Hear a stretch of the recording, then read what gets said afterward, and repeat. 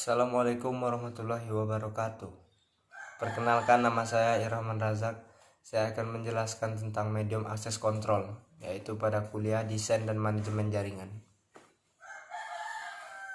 Medium akses kontrol menjelaskan pentingnya dilakukan mekanisme kontrol atas pemakaian channel komunikasi oleh beberapa node yang hendak melakukan transmisi atau pengiriman data. Kontrol atas channel ini dimaksudkan agar tidak terjadi benturan atau tabrakan atau collision di antara data-data yang dikirimkan oleh beberapa node yang hendak melakukan transmisi. Macam-macam metode media akses kontrol. Ada 4 metode kontrol akses media yang digunakan dalam jaringan lokal, yaitu yang pertama, Carrier Sensitive Multiple Access with Collision Detection. Metode ini digunakan dalam jaringan Ethernet half duplex atau jaringan Ethernet full duplex menggunakan media yang beralih daripada menggunakan media bersama yang tidak memerlukan metode ini. CSMA atau CD adalah metode akses jaringan yang paling populer digunakan dalam jaringan lokal jika dibandingkan dengan akses jaringan metodologi kronologi lainnya. CSMA atau CD didefinisikan dalam spesifikasi IEEE 802.3 yang dirilis oleh Institute of Electrical and Electronics Engineers, yaitu IEEE. 2. Carrier Sense Multiple Access with Collision Avoidance.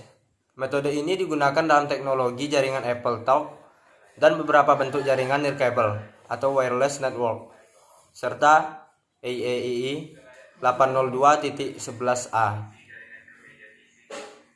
Sementara untuk jaringan nirkabel didefinisikan dalam IEEE 802.11.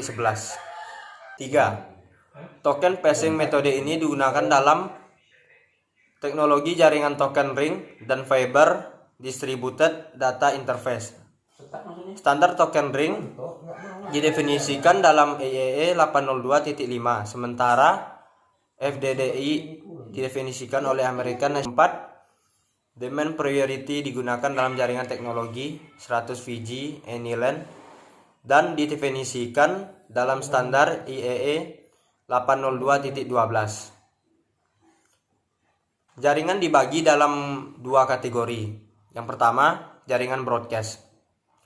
Jaringan ini menggunakan saluran komunikasi tunggal yang digunakan oleh semua komputer secara bersamaan dan terhubung pada jaringan tersebut. Contoh penerapan broadcast network dalam kehidupan sehari-hari adalah stasiun radio. Stasiun radio berperan sebagai pengirim informasi. Yang kedua, jaringan point-to-point. Jaringan point-to-point terdiri atas beberapa komputer atau mesin. Dalam hal ini, pesan singkat dari sumber ke tujuan disebut paket.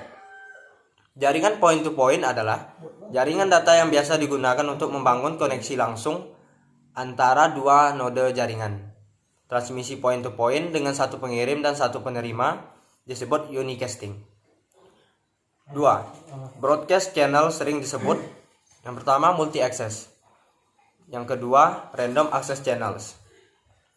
3. Local dan metropolitan area network, yaitu MAC, sangat penting bagi LAN. Yang kedua LAN, basis komunikasi LAN umumnya multi access channel. Yang ketiga ada WAN, yaitu point to point.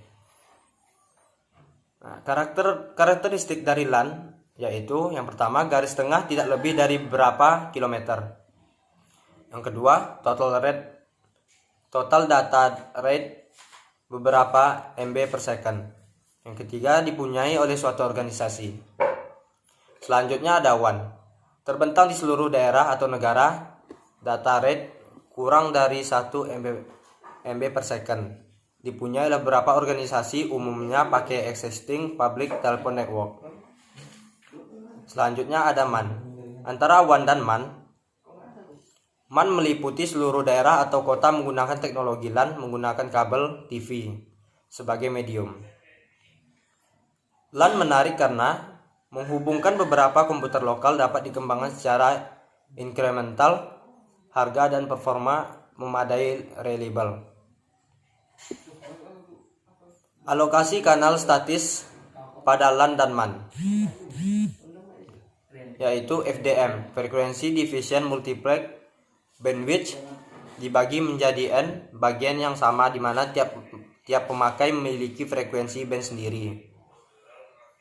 Selanjutnya, sederhana dan efisien untuk pemakai yang terbatas, tetapi masing-masing mempunyai trafik tinggi. Alokasi saluran dinamik pada LAN dan MAN. Asumsi yang dibuat yang pertama, model stasiun.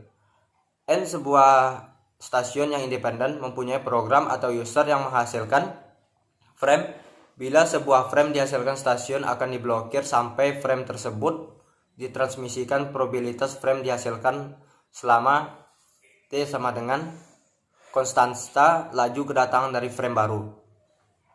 2. Asumsi saluran tunggal.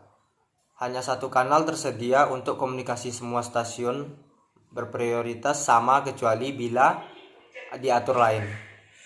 Yang ketiga, asumsi tabrakan collision. Semua stasiun dapat mendeteksi tabrakan frame di transmisi ulang.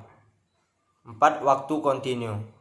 5. Karirnya yaitu multiple access protokol. Yang pertama ada protokol Aloha. Baiklah, sekian hasil dari presentasi saya. Hanya itu yang bisa dapat saya sampaikan. Segala kekurangan mohon dimaafkan. Assalamualaikum warahmatullahi wabarakatuh.